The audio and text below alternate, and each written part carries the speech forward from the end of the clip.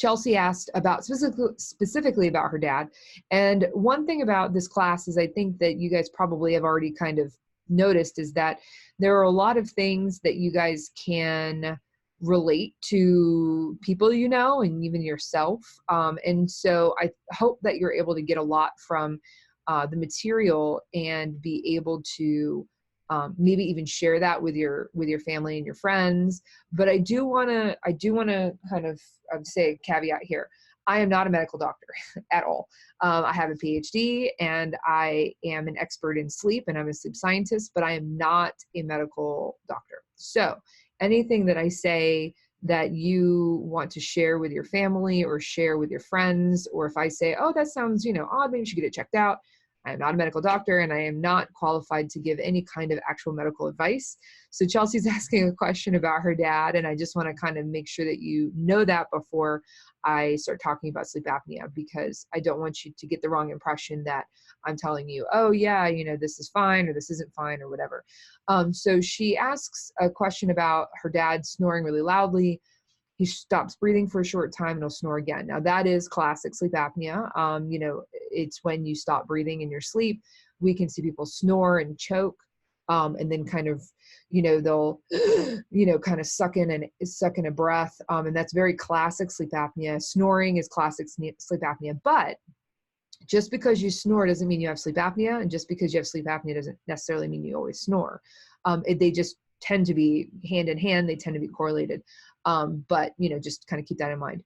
So she says he wears a mask at night. And I'm assuming this is a CPAP, the continuous positive airway pressure mask, kind of the Darth Vader mask where, it sounds really loud. But sometimes he'll fall asleep during the day on the couch. If he turns on his side, the snoring isn't as bad. And she wants to know what's going on here and why is it that, when he turns, his snoring isn't as bad. Now, there's a couple things going on here. I have no idea, about your dad's condition. Again, I'm not a medical doctor, so, just kind of take this as an education kind of thing. One thing that you learned about in the slides, hopefully, is that sleep apnea is caused by when certain structures and muscles in the soft palate cause it to collapse, and it's collapsing and blocking the airway. And so here you can see this is a picture of a person who is sleeping on their back. And as you can see, you see that this would be like a healthy person without sleep apnea, without any issue. And this is normal breathing during sleep. So we have the hard palate here, and then we have the soft palate here. And you can see the air is coming in through the mouth and the nose, and it's able to move through the airway with no problem. And then here in obstructive sleep apnea or sleep apnea or OSA, you see here that the structures here have blocked the airway. So this is the soft palate has essentially collapsed in to the airway, and it's blocking it, so that's when you're hearing, this is when the person stops breathing.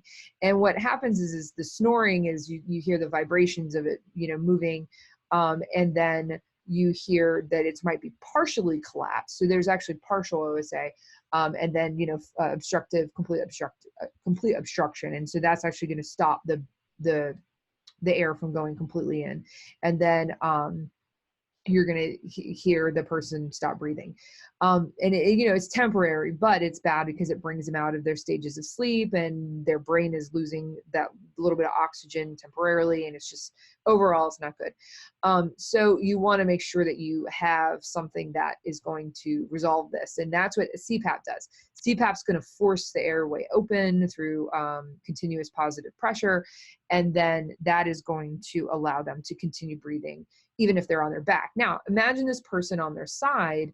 You're not going to see either a complete collapse. You might have a partial collapse, or you might see it resolve temporarily. And this is the reason why we see, some advice is if you're not going to use the CPAP, at least try to sleep on your side. It's going to help reduce it a little bit. If you're taking a nap and you're not going to wear your mask, and you're not sleeping on your back, this could result in less sleep apnea episodes, right? Or hypopnea. So, I mean, the reason why you're not hearing your dad choke as much or stop breathing as much when he's on his side is because this airway is likely not completely obstructed.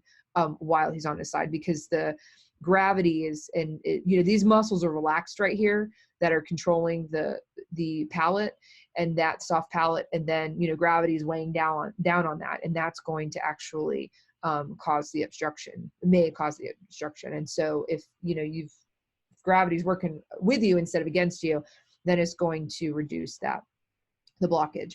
So hopefully that answered your question. If not, send me an email and I'll be happy to answer that.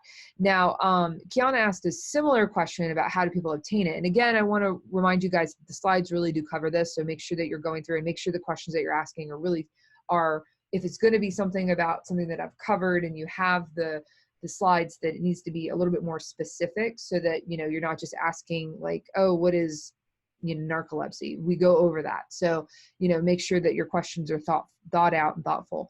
But I want to remind you what it is. So we talked about the fact that the muscles that are in your throat that support that soft palate, they're relaxed too much, and that blocks your airway. Now, why is it that some people, their muscles are more relaxed? Well, it could be a lot of different things. One thing that causes your muscles to relax is muscle relaxers. It's medication. So medications can cause your soft palate or the muscles that support your soft palate to relax too much. So that can actually cause sleep apnea. Certain medications can cause it. Sheer anatomy of the palate can cause it if it's just not structured in a way that promotes good airflow. That can be an issue. There are some people who have, for example, their tonsils removed. This is very common in children, where children, if they have really large adenoids and tonsils, sometimes doctors will actually suggest to remove those because they can actually cause sleep apnea. And there have been several cases that this is actually very successful when those tonsils and adenoids are removed in tonsillectomy. That actually can improve the child's sleep apnea and in some cases cure it. And so that stops them from having all those side effects of sleep apnea. Obesity has been correlated with sleep apnea, very likely because of things like neck circumference and fat distribution around the neck, making it more likely that it's going to obstruct the airway. And then some people some people have just a larger neck circumference, just genetically or physiologically, and that can cause sleep apnea. And there's another whole group of people who don't have sleep apnea all the time, that maybe just when they have really bad sinuses or if allergies and they have really bad nasal congestion or a really bad cold, that can actually cause issues with the soft palate. And so, some people will say, well, I don't snore. I only snore when when I have a cold or when I have allergies or my sinuses are acting up. And that's common. That happens quite a bit. And the way to treat that obviously is treat the underlying issue. Do you have a sinus infection? Do you need to take allergy medications? What's going on there? Treat the cold, and then that will treat the subsequent apnea. So you need to kind of isolate the cause and say, okay, well, this person only has them temporarily. Let's fix that issue, the underlying issue, and then as a result the apnea will resolve. So that's just something that you have to kind of keep in mind. So hopefully that answers your question. It's treatable, in some cases curable. It just depends on what factors are causing you to have developed it. And if you have any other questions, shoot me an email. Okay, so Brittany asked about the sleep bank. So I love these questions because it's always so hard to answer them with a proper yes or no, because there's so much debate within the field. And, this is one of those things where you can get a group of sleep scientists together and we're all going to argue about this. And that's because the research is kind of all over the place. But Brittany's question is, if at the end of the day, if the end of the day is near and your total hours of sleep debt is high, would napping be a good way to repay the quote unquote sleep bank? Okay, so first of all, it depends on who you ask. But I would venture a guess that anybody, regardless of their opinion on what sleep debt is and how it can be repaid and all that, I would venture a guess that any sleep scientist would answer this question yes.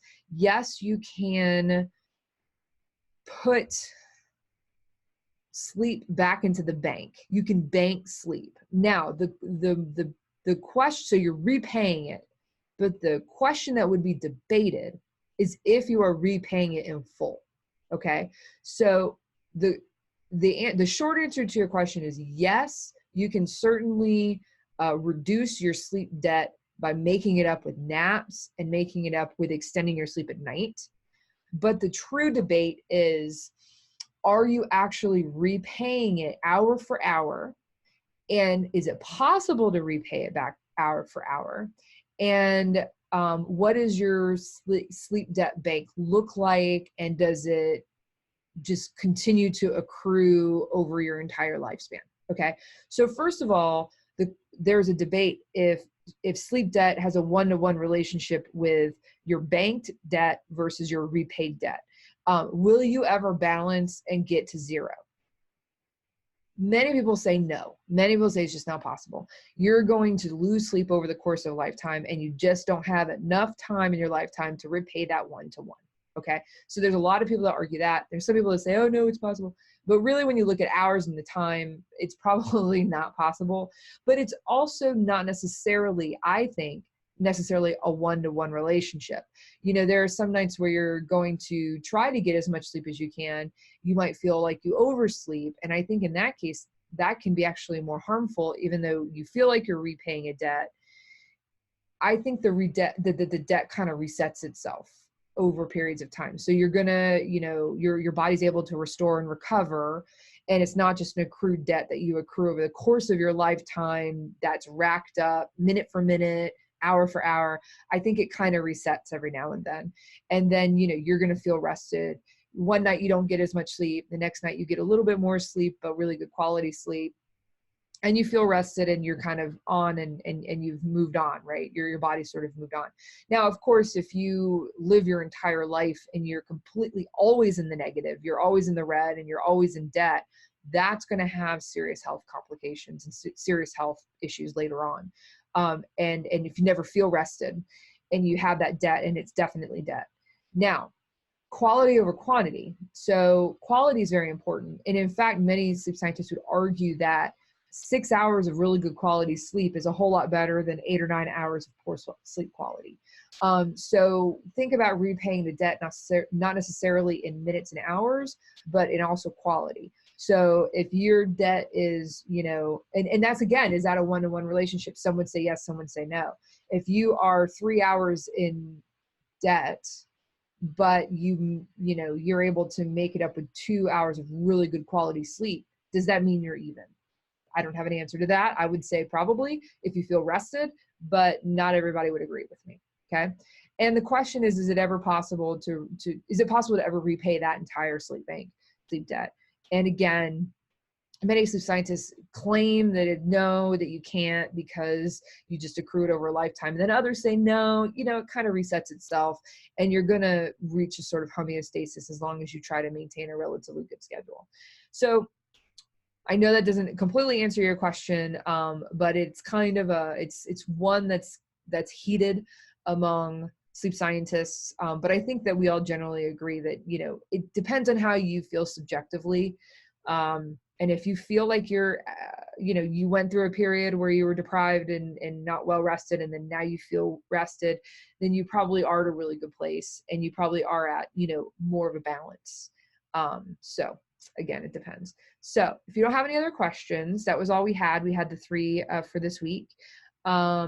Then we will see you next week with more questions, and make sure that you're, you know, checking on your sleep diary and your paper. You have a second log and a second paper to do. So make sure you're looking at those dates. If you're not on the Remind app, make sure that you get onto that. I've sent a couple emails on that because I send reminders on it and information. So I think that it's good for you to have. So there are no more questions. I'm going to go ahead and end the meeting for today. And I'll have this posted on Moodle soon and on YouTube so that you guys can take a look.